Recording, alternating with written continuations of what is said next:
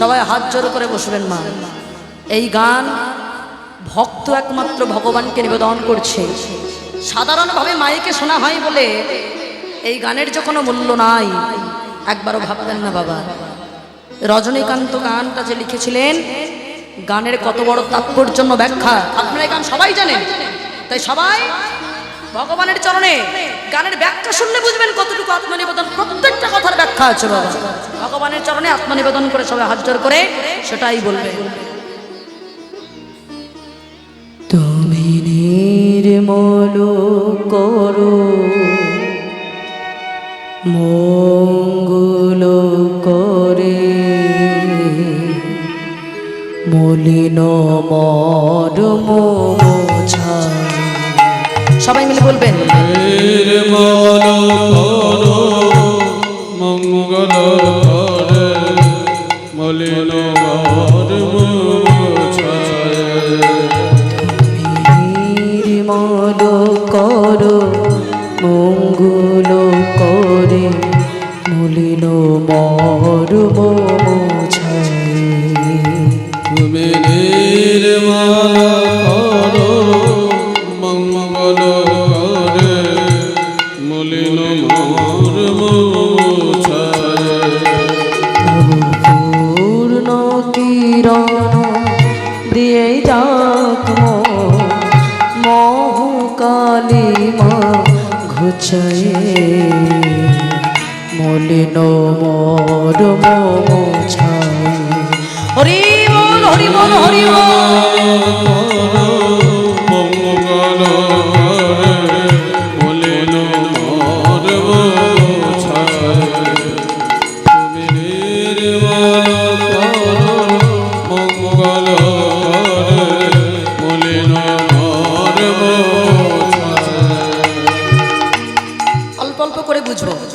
তুমি নির্মল করো মানে পরিষ্কার করো, মঙ্গল করে মানে তোমার মঙ্গলময় হাত দিয়ে, মলিন মর্ম মানে মলিন মানে নোংরা। এখানে নোংরাকে বোঝানো হয়েছে, নোংরা মন, নোংরা অন্তরটাকে মুছাই তোমার হাত দিয়ে পরিষ্কার করে দাও। যারা যারা চান তারা তারা বলবেন ভক্তি সহকারে, তব পূর্ণ কিরণ দিয়ে জন্ম মোহ কালিমা ঘোচায়। হে গোবিন্দ, আকাশে যখন সূর্য ওঠে, ওঠার আগে একটু আলো আলো হয়ে যায় না? ভোরবেলা আলো আলো হয়, ঠিক তেমন তুমি আমার হৃদয়ে আসার আগে তোমার মঙ্গলময় হাত দিয়ে পরিষ্কার করে আগে আলো আলো করে দাও, তারপরে তো তুমি সূর্যরূপী ভগবান আমাদের এই হৃদয় আকাশে উদিত হবে। ভগবান বললো, দাঁড়াও দাঁড়াও, কীর্তন শুনতে এসে এত দুঃখ কিসে, এত কষ্ট কিসে? আমার কাছে কীর্তন শুনতে এসে এত দুঃখের কথা বলছো কেন? দয়াময়, কিসের দুঃখ তুমি জানো? তুমি শুনবে, তবে শোনো। এবার ভক্তের দুঃখ আমাদের কি কি? লক্ষ শূন্য লক্ষ বাসনা ছুটিছে গভীর আধারে, জানি না কখন ডুবে যাবে অকুল গরল পাথারে। লক্ষ শূন্য লক্ষ বাসনা ছুটিছে গভীর আধারে, জানি না কখন ডুবে যাবে অকুল গরল পাথারে। লক্ষ শূন্য লক্ষ বাসনা। লক্ষ কথাটা দুবার বলেছে বাবা। একটা হলো ল ক্ষীয় জফলা, একটা হলো ল কয় মধনাস্য ক্ষীয়। একটা লক্ষ কথার মানে হলো যেটা ল ক্ষীয় শুধু, সেটা সংখ্যা মাত্র একক দশক শতক হাজার অযুত লক্ষ। এটা হলো লক্ষ শূন্য লক্ষ বাসনা। আর একটা হলো লক্ষ ক্ষীয় জফলা, মানে এই লক্ষ কথার উদ্দেশ্য হলো উদ্দেশ্য। যেটা ক্ষীয় জফলা, এটার অর্থ হলো আমাদের উদ্দেশ্য, আমাদের জীবনের লক্ষ্য কি, আমাদের জীবনের উদ্দেশ্য কি। হে গোবিন্দ, আমাদের লক্ষ্য শূন্য, আমাদের জীবনের কোনো লক্ষ্য নাই, শুধু লক্ষ লক্ষ কামনা আছে, বাসনা আছে। আজ যদি একতলা বাড়ি হয় কাল দুতলা চাই, আজ যদি একটা গাড়ি হয় কাল আবার গাড়ি চাই। শুধু তোমার কাছে চাইতেই আছি, এইটা পেতে পেতে পেতে পেতে জানি না কখনো ডুবে যাবে কোন অকুল গড়ল পাথা। মায়েরা, গড়ল মানে কি? বিষ। পাথার মানে সমুদ্র। জানি না এইভাবে কামনা বাসনায় ছুটতে ছুটতে জানি না কোন দিন আমরা ওই বিষের সাগরে গিয়ে ডুবে যাব। দয়াময়, তুমি আমাদের রক্ষা করো। লক্ষ শূন্য লক্ষ বাসনা ছুটিছে গভীর আধারে, জানি না কখন যাবে অকুল গরুল পাথারে।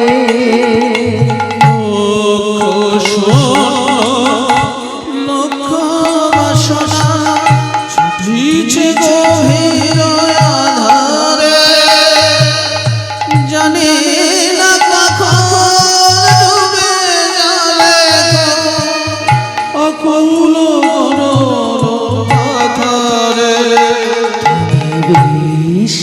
বিপদ হন্থা তুমি দাঁড়ার ধীর পন্থা,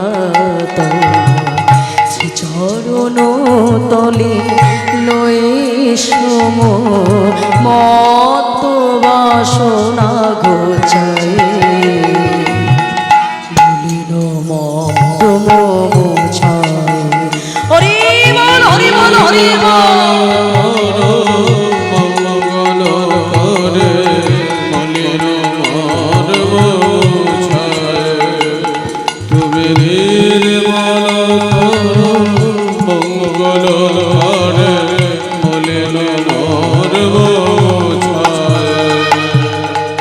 হে দয়াময়, তুমি আমাদের রক্ষা করো। ভগবান বলছে দাঁড়াও দাঁড়াও দাঁড়াও, অপরাধ করার কি দরকার? অপরাধের যদি এত ভয়, ভালো করে শুনবেন বাবা, এবার ভগবান আর ভক্তের সঙ্গে কথা হচ্ছে। দাঁড়াও, অপরাধ করার কি দরকার? এত অপরাধের যদি ভয়, অপরাধ না করলেই হলো, তাহলে আমাকে আর এত কান্নাকাটি করতে হয় না আমার কাছে। দয়াময়, তুমিও সবার মতো বলবে আমরা মানুষ, আমাদের চলতে ফিরতে কত অপরাধ হয়, কিন্তু তুমি তো আমাদের বাবা, তুমি তো আমাদের বাঁচাবে। কারণ একটা পুকুরের মধ্যে যদি একটা বাচ্চা দুষ্টুমি করে যদি পড়ে যায়, পাশের লোকরা দেখে কি বলবে? এই ছেলে, এই তুই সাঁতার জানিস না, পুকুরের মধ্যে কেন নেমেছিস? পাড়ার লোকের বলবে, আরেকজন বলবে আরে ছেড়ে দাও। পরের ছেলে পরমানন্দ, যত উচ্ছন্নে যাবে তত আনন্দ বলবে। কিন্তু যে বাবা, বাবা যদি ওই পথ দিয়ে যায়, সেই বাবা কি বলবে যে হ্যাঁ সবার মতো বলবে ডুবে যাই যাক মরে যাই যাক? বলবে না, সে ঠিক তার সন্তানকে জান প্রাণ দিয়ে বাঁচাবে। হে দয়া, তেমন আমরা তোমার সন্তান, তুমি আমাদের বাবা, তুমি তো আমাদের বাঁচাবে। ভগবান বলে এই তোরা যখন আর শাস্ত্র দিয়ে বোঝাতে পারিস না, তখন তোরা আমাকে এই যুক্তি দিয়ে টানাটানি করিস। হ্যাঁ, এটা ঠিক, আমি যে তোদের বাবা এটা আমাকে মানতে হবে, কারণ বেদে উপনিষদে বলে দিচ্ছে আমরা হলাম অমৃতের সন্তান, অমৃতস্য পুত্রা। কলির মানুষ হলো অমৃতস্য পুত্রা। আস্তে, আমরা হলাম অমৃতের সন্তান, তার মানে আমরা ভগবানের সন্তান। এই আধার কার্ডে কার নাম আছে এটা আসল পরিচয় না, আসল পরিচয় তিনি বাবা, তার সন্তান আমরা। ভগবান বলছে এতই যদি বাবা আমাকে বলিস, তাহলে বাবা কোথায় থাকে ঠিকানা জানিস তো? মায়েরা, ভগবান বলছে এত যে বাবা বাবা বলে ডাকলি, বাবা যদি বাঁচায় তাহলে বাবার ঠিকানা জানিস? বাবা কোথায় থাকায়? ও মায়েরা, রাম থাকে কোথায়? রাম থাকে কোথায়? মন্দিরটা কোথায় হলো রাম মন্দির? অযোধ্যা। ভগবান শ্রীকৃষ্ণ কোথাকার রাজা ছিল? দ্বারকা। আর মহাপ্রভু কোথায় জন্ম নিয়েছে? নবদ্বীপে। তার মানে সবই আমরা মুখস্থ করে ফেলেছি একেবারে। ভগবান বলছে বাবা কীর্তন শুনে শুনে তো দেখছি আমার জায়গা সব মুখস্থ করে ফেলেছিস। হ্যাঁ, শুধু তাই নয় ঠাকুর, তুমি আরো কোথায় থাকো বলবো? বল দেখি। কোথায় থাকো জানো? এবার ভক্ত বলছে দেখুন ভগবান কোথায় মায়েরা? মাটিতে পা দিতে ভয় পাবেন, ভগবান কোথায় থাকে দেখুন। আছো অনল নীলে চিরনভ নীলে উদর সলিল গহনে আছো বিটপিলতাই জলদের গায় শশী তরুকাই তপনে ছয়নিলে চিরনভিলে ধর সলিলে গহনে আছো বিটপিলতাই জলদের গায় শশী তরুকার তপনে। আছো কোথায়? অনলে। মায়েরা অনল মানে কি একটা একটা করে বুঝবেন। অনল মানে আগুন, যে আগুনে রান্না করি আমরা, যে আগুনে প্রদীপ জ্বালাই, আগুনের মধ্যে তুমি আছো। অনিল মানে কি? অনিল মানে বাতাস, বাতাসেও তুমি আছো। চির নভ নীলে, নভ মানে কি বাবা? আকাশের যে চিরকালের নীল রং, তাতেও তুমি আছো। ভূধর, ভূধর মানে পর্বত, পর্বতও তুমি আছো। সলিল মানে জল, জলও তুমি আছো। গহন, গহন মানে গভীর বন, তাতেও তুমি আছো। ভূতর সলিল গহনে আছো। বিটপি লতা, বিটপি মানে কি? গাছ। এগুলো সংস্কৃত শব্দ, জেনে রাখা ভালো, প্রয়োগ করা সব জায়গায় ভালো না বাবা। এখন আপনারা কেউ যদি বলেন আমাদের উঠানে একটা আম বিটপি আছে, কেউ কি বুঝবে? আম বিটপি মানে আম গাছ, হ্যাঁ। বিটপি লতায় মানে গাছে বৃক্ষে তুমি আছো। জলদের গায়ে, জলদ, জলদ মানে কি? মেঘ, তাতেও তুমি আছো। শশী তারকা তপন মানে চাঁদে তারায় ছড়ছে, সব জায়গায় তুমি আছো। এখানকার মায়েরা বড় গুণবতী আপনারা বাবা। সংসার শুধু সামলান না, এসব নামের অর্থ সবাই জানে না বাবা। আমার মায়েরা সামনে বসে কত সুন্দর অর্থগুলো বলছেন, আমি অবাক হয়ে যাচ্ছি বাবা। মাটিটা ভালো হলে সন্তান ভালো হয়, মাটি ভালো হলে ফসল ভালো হবে, মা ভালো হলে সন্তান ভালো হবে। মায়ের ভিতরে শিক্ষার আলো থাকলে, গর্ভে যত আলো থাকবে সন্তান তত ফুটফুটে হবে। চামড়ায় নয়, জ্ঞানের চেতনায় পরিষ্কার হবে বাবা। হ্যাঁ, এই জন্য মাকে শিক্ষার প্রয়োজন আছে, বিশেষ করে চেতনা বুদ্ধিটা বেশি দরকার। হ্যাঁ, তুমি কোথায় আছো দয়াময়? আছো অনল নীলে চিরনভ নীলে উদর সলিল গহনে আছো বিটপিলতাই জলদের গায় শশী তারকাই তপনে ছয়নিলে চিরনভিলে ধর সলিলে গহনে আছো বিটপিলতাই জলদের গায় শশী তারকার তপনে। দাঁড়া দাঁড়া দাঁড়া, ভগবান বলতো দাঁড়া। ঠিকানা জানতে চেয়েছি, একেবারে ঠিকানার ফুল ঝুড়ি ছুটিয়ে দিলিছি। ঠিকানা জানতে চেয়েছি, আমি কোথায় যে নেই এখন বুঝতে পারছি না। হ্যাঁ রে, সবই যদি জানিস তাহলে আমাকে দেখতে পাস না কেন?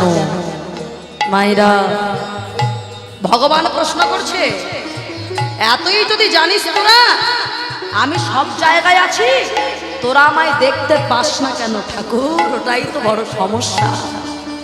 তাহলে একটা গল্প করি বাবা। তোমাকে দেখার মতো চোখ তো আমাদের নাই, দেখবো কি করে? একজন ভোলানাথের বড় ভক্ত ছিল, খুব মন দিয়ে শুনবেন। আমরা জ্ঞান পাপী বাবা, ভগবান সব জায়গায় আছে আমরা জানি, তবু খুঁজে পাই না কেন? দেখার চোখ নাই, মন নাই। একজন ভোলানাথের বড় ভক্ত ছিল বাবা।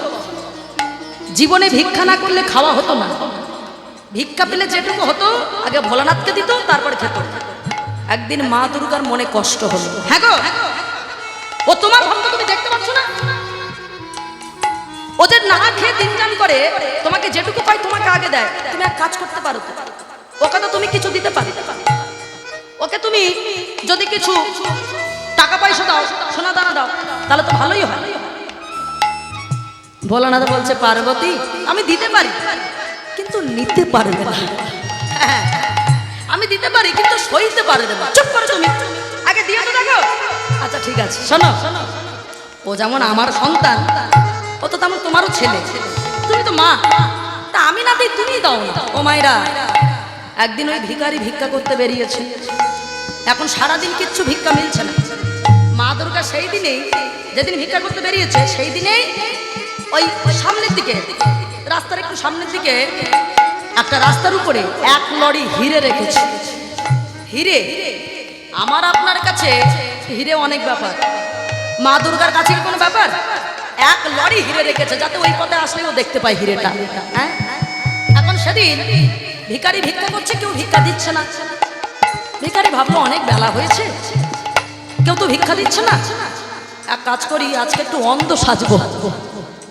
হ্যাঁ গো মায়েরা, এতদিন সাজার ইচ্ছে হয়নি, আজকেই ওর অন্ধ সাজার ইচ্ছে হয়েছে।